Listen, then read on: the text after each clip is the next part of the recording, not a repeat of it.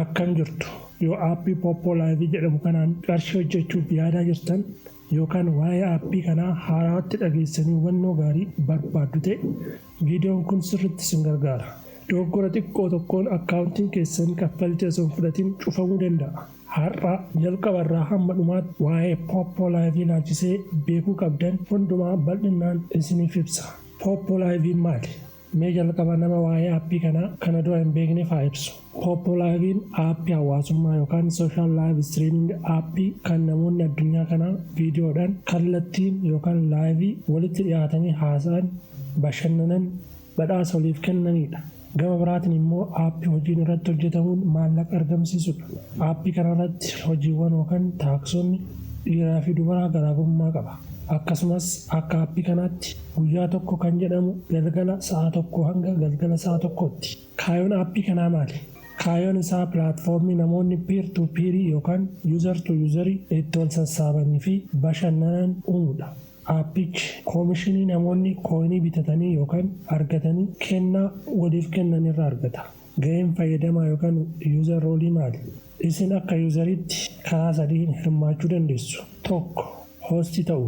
Fuula keessan agarsiistanii laayivii galuudhaan, bashannansiisuudhaan fi hojiiwwan yookaan taaskii raawwachuudhaan qarshii sassaabbachuu dandeessu. Namni tokko aappii Poppo Live Stream irratti hojjechuu kan danda'u aappicha Play Store yookaan App Store yookaan immoo liinkii namni affeere irraa erga buufatee booda filannoo aappicha irra jiran keessaa kan akka Google akkaawuntii, Facebook akkaawuntii yookaan Instagram akkaawuntii fi kanneen biroo fayyadamuudhaan banuu qaba.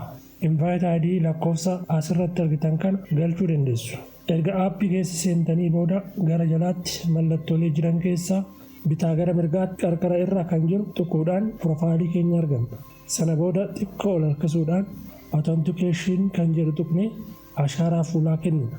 Kunis kan barbaachisuuf aappichi nuti eenyu akka taane akka beekuu fi maallaqa hojjenne akka baafannuuf nu gargaara. Sana booda my agency tuquudhaan ID ejentii keenyaa guunna. Kana booda aappii kanarratti hojii hojjechuu dandeenya. Hojiin aappii kana keessatti hojjetamu maal akka ta'es boodarra isiniifan ibsa. Lammaffaan ejentii ta'uudhaan aappii kanarratti hojjechuu ni danda'ama. Namoota yookaan hoostota barsiisuudhaan, neetwoorkii ofii bal'isuudhaan fi hojiilee biroo pilaatfoormii kanarratti jiru hojjechuudhaan qarshii sassaabbachuu ni dandeenya. Yoo jabaatanii hojjetan inni kun maallaqa guddaa kan argamsiisudha. Sadaffaan oodensii yookaan giiftarii ta'uudhaan aappii kana fayyadamuu dandeenya. Istiriimaroota biroo daawwachuudhaan bashannanuu fi badhaasuudhaan jechuudha. Aappii kanarraa qarshiin akkamitti argama? Poppo irratti jechoota ijoo lama beekuu qabdu. Kooyinii fi pooyintii. Isaan lamaan kanatu maallaqatti jijjiirama. Jechuunis taaskota yookaan hojiiwwan aappii kanarra jiru hojjechuudhaan kan argannudha. Yookaan immoo bituudhaanis ni arganna. Kooyinii fi pooyintiin maalidha? Kooyiniin maallaqa dijitaalaa kan daawwataan yookaan giiftariin aappicha keessatti qarshii isaatiin bituudha. Daawwataan kooyinii kanaan virtual giiftii bitee nama laayivii galuuf yookaan hoostidhaaf kenna. Kooyiniin namaaf kennamu kunis pooyintiitti jijjiirama. Faayidaa kooyinii keessaa inni tokko kooyinii argame sana namaa wal jijjiiruudhaan yookaan exchange gochuudhaan leevilii ofii ol guddisuuf gargaara. Akkasumas giiftii namaaf kennuudhaaf kan gargaarudha. Gabaabumatti kooyiniin qarshii bitamu yookaan qarshii pooyintiitti jijjiirame maallaqa ta'udha. Pooyintiin hoo maali? Pooyintiin galii yookaan kaffaltii hoostiin yookaan namni laayivii galu hojii isaa irraa sassaabbatudha. Yeroo daawwataan kennaa yookaan giiftii siif ergu giiftiin sun gara pooyintiitti jijjiirame waaleetii kee keessatti sassaabama. Akkasumas dubara yoo taate hojiiwwan guyyaa yookaan deelii taaskii raawwachuun pooyintii kana ni argattaa jechuudha. Gabaabumatti pooyintii jechuun qarshii hoostiin sassaabbatu yookaan galii gara baankitti ergamuu danda'udha. Walitti dhufeenyi pooyintii fi kooyinii gabaabumatti namni qarshii isaatiin kooyinii bita. Yookaan deelii taaskii irraa kooyinii argata. Sana booda namni qarshii isaatiin kooyinii bite sana hoostiif giiftii erga. Yookaan immoo deelii taaskii irraa kooyinii argatu sana exchange godha. Giiftiin sun yookaan exchangein sun gara pooyintiitti jijjiirama. Hoostiin pooyintii sana gara riil kaashitti yookaan USDtti yookaan birrii biyya keenyatti jijjiirratee baankiidhaan baafata. Kana malees pooyintii kooyiniitti jijjiiruun ni danda'ama. Herreega salphaadhaan yoo ilaalle Poointiin 10,000 USDT tokko yookaan doolaara tokko ta'a jechuudha. Poointiin 100,000 doolaara 10 ta'a jechuudha. Akkasumas immoo poointiin 100,000 kooyinii 90,000 ta'a jechuudha. Karaalee poointii fi kooyiniin itti argamu. Amma immoo karaalee poointii fi kooyiniin itti argatan bal'inaan haa ilaallu. Karaalee poointii fi kooyinii itti argatan keessaa karaalee 6 viidiyoo kana keessatti ilaalla. Tokko sooloo laav istiriimii fi deelii taaskii.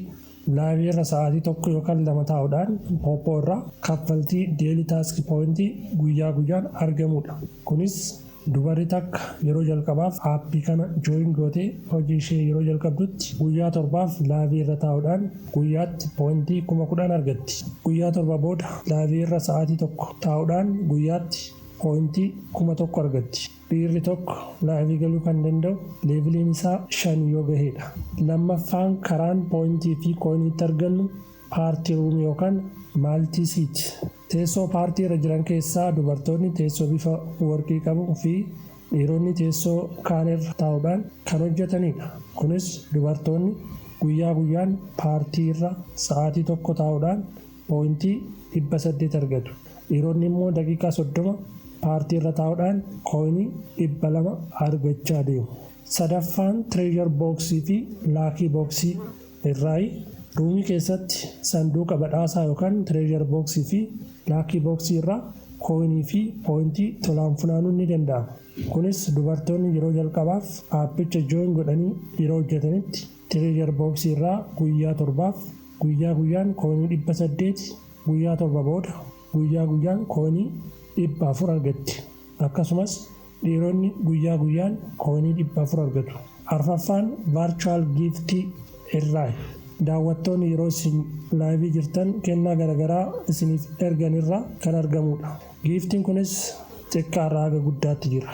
Giiftii galuu irraa paarsantii 70 kan hoostiti yookaan kan keessatti. Pilaatfoormiin immoo paarsantii 30 fudhataa jechuudha. Shanaffaan PK Battles. Hoostii biraa wajjin wal morkii daqiiqaa 5 gochuun daawwattoonni keessan akka isin mo'attaniif giiftii isiniif kennu. Giiftii isiniif kennamu kanarraas poointii argattu. Jaffaa inviteeshinii namoota haaraa affeeruu yookaan invaayit gochuudhaan poointii argachuun ni danda'ama. Namni affeere keessattuu dubartoota yoo ta'e namni sun hojii yoo jalqabee hojjete nama tokkorraa hanga doolaara 14tti argachuun ni danda'ama. Akkaataa qarshii hojjetan itti baafatan. Namni tokko qarshii hojjete baafachuuf yoo xiqqaate poointii 100 yookaan doolaara 10 gahuu qaba. Qarshii hojjetan kanas baafachuuf filannoo hedduutu jira. Baankii biyya keessa jiran fayyadamuudhaan baafachuun ni danda'ama. Akkasumas teeleebirrii fi baanaansii fayyadamuudhaan baafachuu ni danda'ama. Ulaagaan aappii kanarratti hojii hojjechuu inni guddaan waa 3. Tokkoffaa ismaartifoonii qabaachuudha. Lammaffaa intarneetii qabaachuudha. Sadaffaa yeroo gahaa qabaachuudha. Dabalataan walitti fufiinsaan hojjechuudhaan bu'aa gaarii argachuun ni danda'ama. Nagaatti.